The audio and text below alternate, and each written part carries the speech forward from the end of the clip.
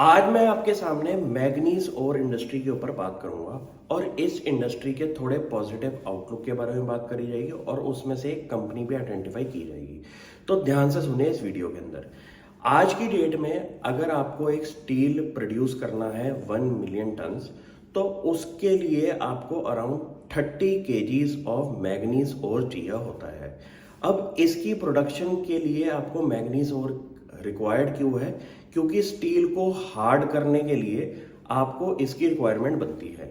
अब आप पूछेंगे कि इस इंडिया के अंदर इसके अंदर कौन कौन सी कंपनीज ऑपरेट करती हैं, तो मैं आज आपको एक मोनोपोली कंपनी बताऊंगा जो कि इस सेगमेंट के अंदर सबसे ज़्यादा मोनोपोली शेयर लेके बैठी हुई है। कंपनी का नाम है मॉयल और कंपनी की इंडिया के अंदर अराउंड 1.3 मिलियन टन्स की प्रोडक्शन कैपेसिटी है।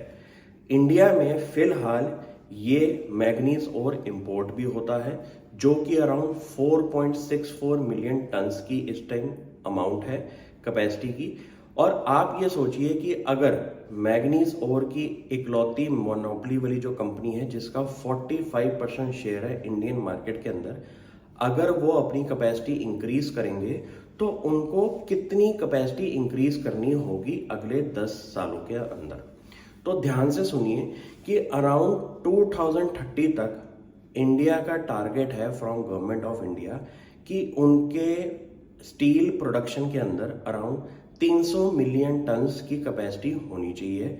उसके लिए तकरीबन 11 मिलियन टन्स आपको मैग्नीज ओर की भी प्रोडक्शन कैपेसिटी होनी चाहिए। तो आप ये सोचिए कि मॉयल जो कि इंडिया की दिग्गज कंपनी है, 45% शेयर लेके बैठी हुई है, उसकी इस टाइम 1.3 की जो मिलियन टन्स की कैपेसिटी है उसके अंदर कितना ज़्यादा ग्रोथ का रिक्वायरमेंट अभी बनी हुई है। फिलहाल कंपनी का शेयर प्राइस अच्छे लेवल पे ट्रेड कर रहा है और इस टाइम कंपनी की मार्केट कैप अराउंड 4000 करोड़ के आसपास की आ चुकी है।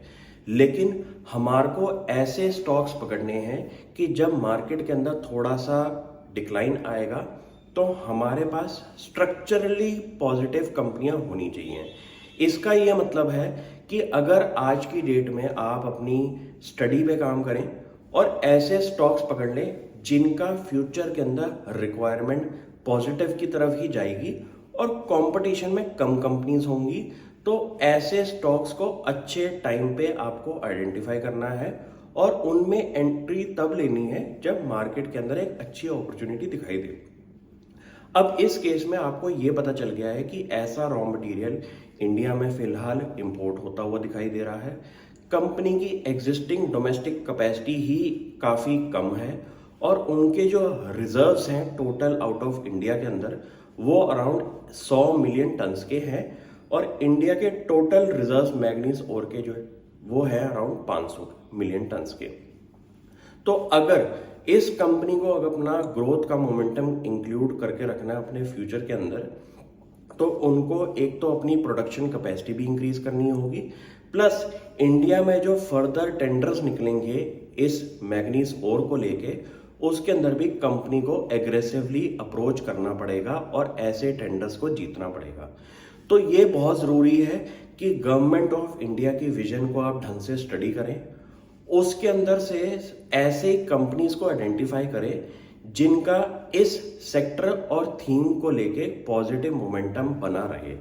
ये बहुत ज़रूरी है कि आप न्यूज़ को एक डेली हैबिट की तरह बनाएं और उस न्यूज़ से जुड़ी हुई कंपनीज को भी ध्यान से स्टडी करें, क्योंकि गवर्नमेंट ऑफ इंडिया कभी ये नहीं बोलेगी कि आप MOIL को खरीद लें। ऐसे होने से आपको आज की डेट में वैल्यू अनलॉकिंग किसी स्टॉक में नहीं मिल सकती।